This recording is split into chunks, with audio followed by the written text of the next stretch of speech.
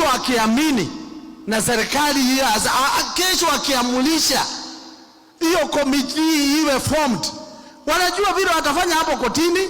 Dakika moja hiyo tunakuwa na IBC.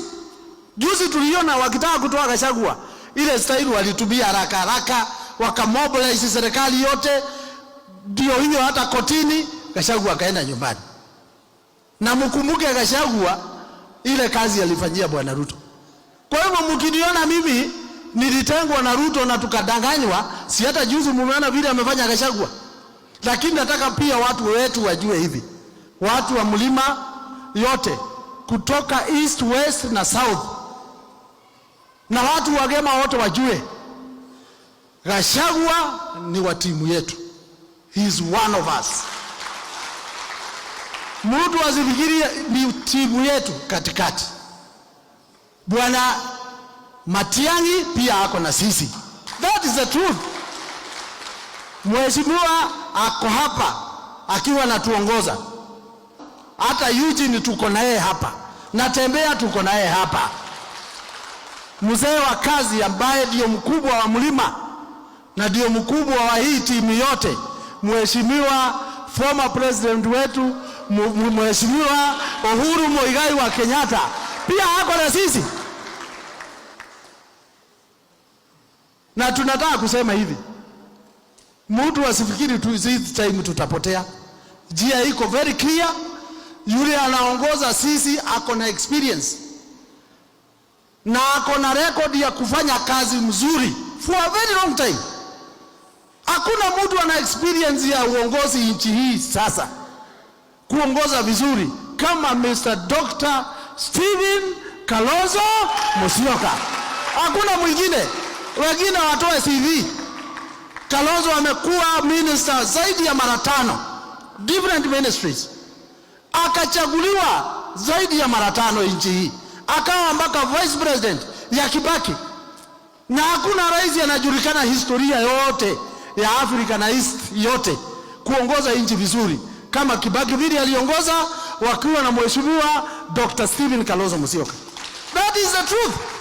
Kwa hivyo hii timu yote inaungana nyuma ya Mheshimiwa Dr. Stephen Kalonzo Musyoka, na sisi tunajua hii gari itaendelea vizuri sana mpaka mwisho 2027. Mheshimiwa Kalonzo Musyoka akuwe rais wetu na hii nchi itarudi vile ilirudi laini siku ya Kibaki. Mara 2 akawa president. Na kwa sababu nilikuwa pale niliona alikuwa amefanya kazi kubwa. Kwa hivyo sasa ile ilifika wakati wake nikasimama na yeye na nguvu sana, nikiamini ni mtu mzuri. Nyinyi wote mnakumbuka alikuwa anakuja na Biblia. Kila siku yeye ni Mungu awabariki, tumsifu Yesu Kristo. Bwana asifiwe. Si mnakumbuka vile alikuwa? Kila mtu aliamini ni mtu mzuri sana. Hata hawa pastors wote na mabishop hawa walidanganywa kama mimi. Hakuna mtu anaweza sema mwingine alikuwa mjinga kumshinda. Kila mtu alidanganywa. Mahasolazi wote mkumbuke walikuwa wameambiwa vile watapata pesa bila kwenda kwa Shylock. Mama mboga ndio huyo alikuwa pia amedanganywa vile yeye mwenyewe atakuwa akipata pesa kwa urahisi bila kwenda hata kwa benki. Watu ya bodaboda mkumbuke sana vile walidanganywa. Sio mimi peke yangu. Juzi mumeona amechukua mtu ambaye tunaheshimu sana, tunajua ni chupafu. Former Prime Minister Raila Odinga akamwambia aende akatafute kiti huko sijui ya Afrika. Sasa huyu mtu ukimuona mjue sio mchezo kwa uongo, na watu wote wanajua akifungua mdomo hivi ile kitu anataka kuongea ni uongo. Ama si hata nyinyi mnajua? Na kila mtu hata makanisa, mabishops wote wamesema hii ni serikali ya uongo. Ile kitu tunasema unaweza danganya watu mara moja, lakini mara 2 huwezi fanya nini? Huwezi wadanganya. Sisi tulidanganywa na watu wote walidanganywa, lakini hawezi danganya watu tena. Watu saa hii wamechoka na yeye. Mliona majensis, our young people walisimama imara wakasema hii serikali haiendi vizuri na tunataka iende nyumbani. mabishops juzi kutoka wa Catholic wote na ACK, PCA, hata wa Protestants wote, clergy wote wamesema hii serikali haiendeshwi vizuri na lazima hii serikali ifanye vile wananchi wanataka ama iende nyumbani. Na watu wote wamejitayarisha anytime. Hata mimi sioni kama itamaliza mpaka 2027. Mimi naona hii serikali hivi karibuni yenyewe itasimama tu yenyewe namna hii, ishindwe na kuendelea tena. Kwa sababu ukiangalia kila kitu yao, si juzi walisema ati kuna mapepo. Can you imagine? Our president anaongea mambo ya mapepo. Na sisi tunajua mapepo ile mingi, ile ambaye imeharibu nchi hii ya wizi. Walianza na kuiba KICC. Walitaka kuiba KICC, ikakataa. Ndio hao juzi walikuwa wanataka kuiba airport. Hiyo mapepo, hiyo sasa ni mapepo. Vile walihakisha moto, alafu tena mambo ingine ikatoka Amerika, ikaishia hapo namna hiyo. Tumeona madaktari vile hata saa hii wamekuwa kila wakati ni strike kwa sababu ya kukosa pesa. Tunataka kuambia President William Ruto, tafadhali, sisi ambaye kama mimi nikiona vile wewe unaongoza nchi nasikia aibu sana. Kwa sababu mimi najua wewe ni mtu una akili mzuri sana, sijui ni nini likushika. Tulibadilishiwa ile Ruto tulikuwa najua ama namna gani. Ruto tulijua ni mtu mshupavu. Alikuwa na mpango. Sijui sasa ni nini lishika yeye. Sasa yeye ajue aende aombewe. Hiyo kitu ilimshika, hiyo ndio mapepo sasa. Yeye ndio anao hiyo mapepo hiyo ya. Sio wao viongozi wengine.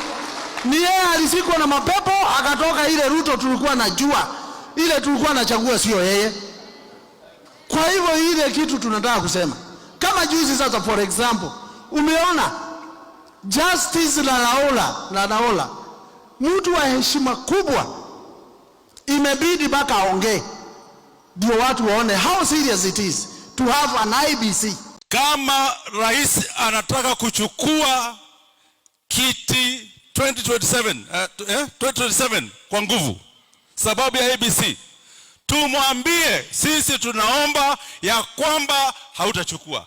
Mheshimiwa Kalonzo Musyoka, may the Lord accelerate your spirit. Be strong. Do not create any gap for anybody. This is your time. Usiachie mtu. Ongea. Sisi tuko nyuma yako. Bwana asifiwe. Wao walianza wakasema ati ni serikali ya mtu wetu. Mtu wetu. Sasa sisi mtu wetu ni nani? Lazima tuwe na watu wetu pia. Kalonzo ni nani? Ni mtu wetu.